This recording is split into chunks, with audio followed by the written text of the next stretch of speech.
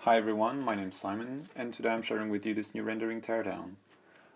Today's image is going to be a good opportunity to deal with some interesting topics, a little bit regarding composition, quite a lot regarding people integration and how to get them seamlessly integrated into your image, and if we have time, a little bit of details and the usual HSV double check.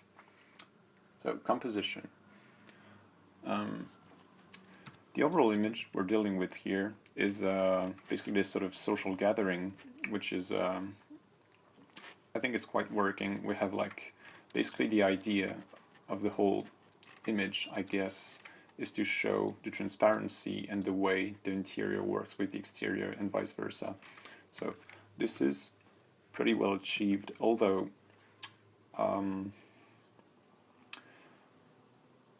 I think this part here is a little bit too, taking a little bit too much space, because it's not that pretty. So the image is working, but I would suggest maybe just slightly changing the angle, maybe be more along the facade or something like that.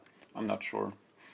This is actually like the kind of image when you're dealing with the interior exterior part where, like, with such a sharp and clear transition, is to actually try out. Sometimes it works, sometimes it doesn't. Either to be inside your building and looking outward, or to be just at the frontier of the inside and the outside, and have something like with this sort of interior buffet or whatever that's happening, and outside people like playing around. Something that could be tried out. So anyway, still the image is working.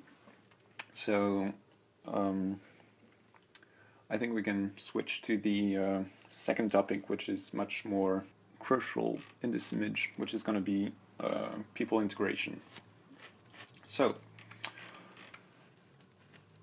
just a couple of words regarding the overall animation of the image. The good thing, and that it's actually the funny thing, is that even though we don't have a clear legibility of what's happening inside, the way the image is populated is really, I think it's quite working.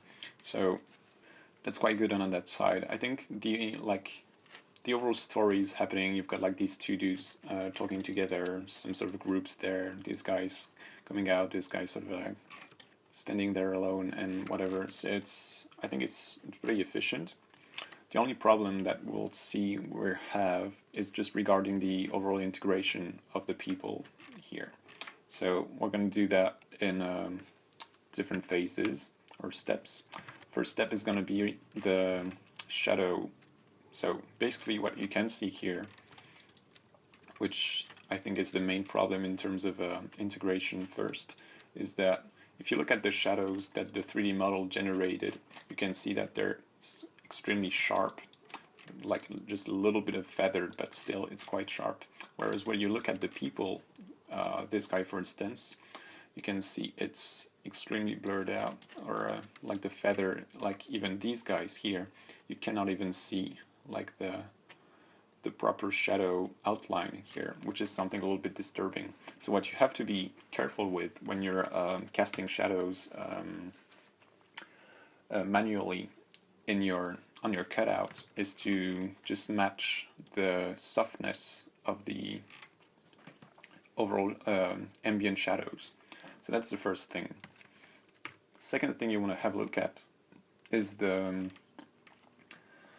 saturation. I've talked quite a bit about this topic in my use saturation and value video that you should check out, but basically I'm going to cover it here a little bit quicker.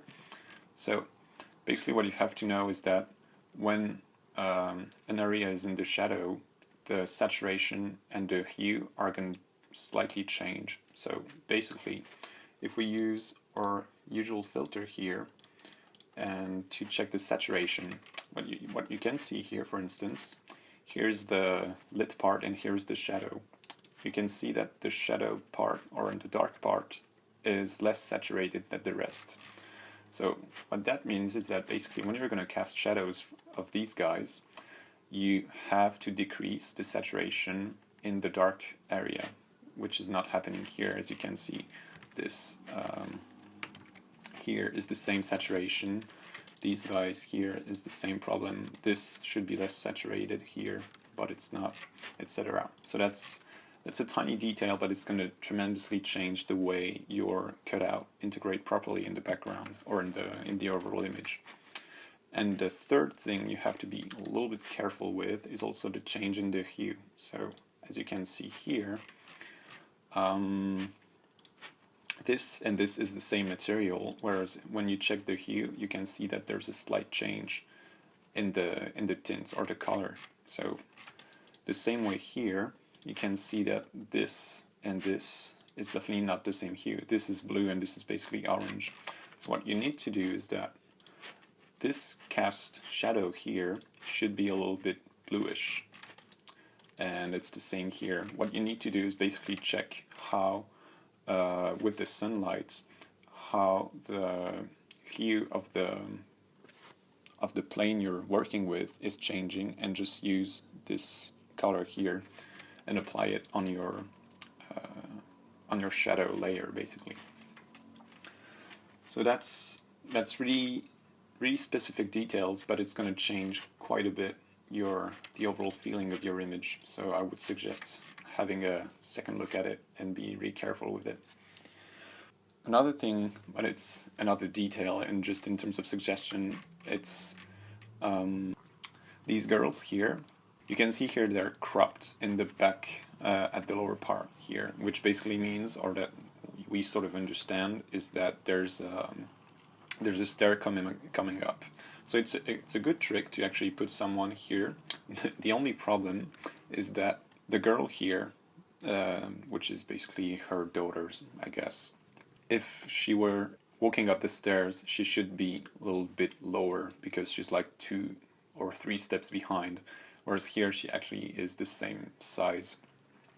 So that's something that's like simple details, but it just like makes it a little bit odd to understand. And the thing is, it could actually be interesting to like maybe just remove her and put someone behind, but really like much lower, so that you actually understand that this is like a ramp or a stair coming up, and that's a good way of like telling how stuff are happening.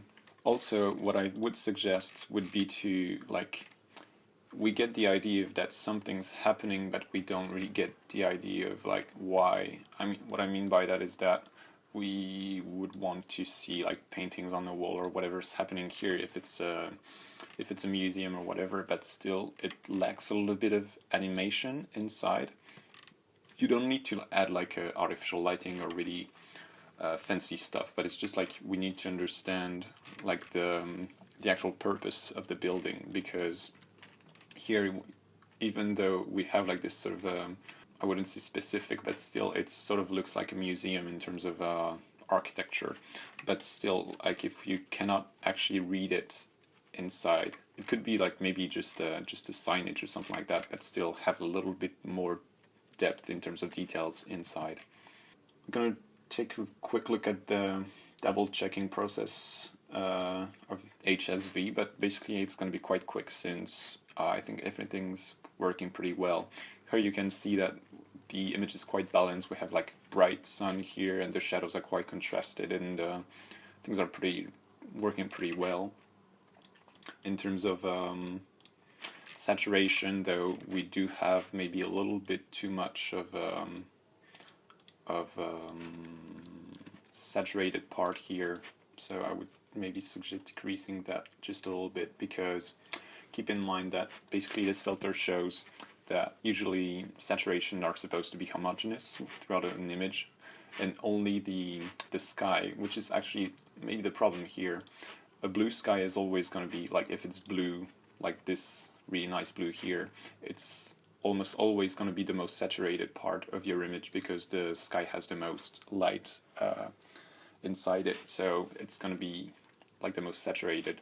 Then you could have your trees here, even though trees are usually not that saturated, because green is not, it's usually not like a really bright green. And the saturation is okay. And here, I guess in terms of color, it's quite interesting, even though maybe longer shadows could be interesting so that you get like this bluish feel a little bit more, and here have more orange. So I think that's pretty much it.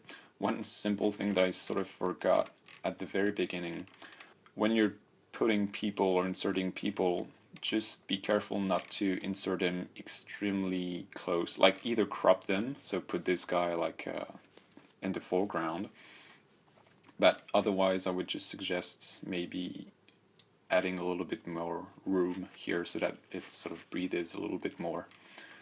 Like you see here, it's cut properly, so it doesn't really matter, but when it's just like sits right under the cutout, it's a little bit weird.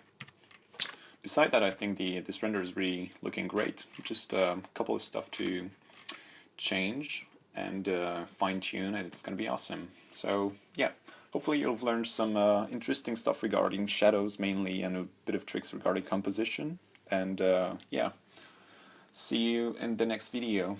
Bye guys.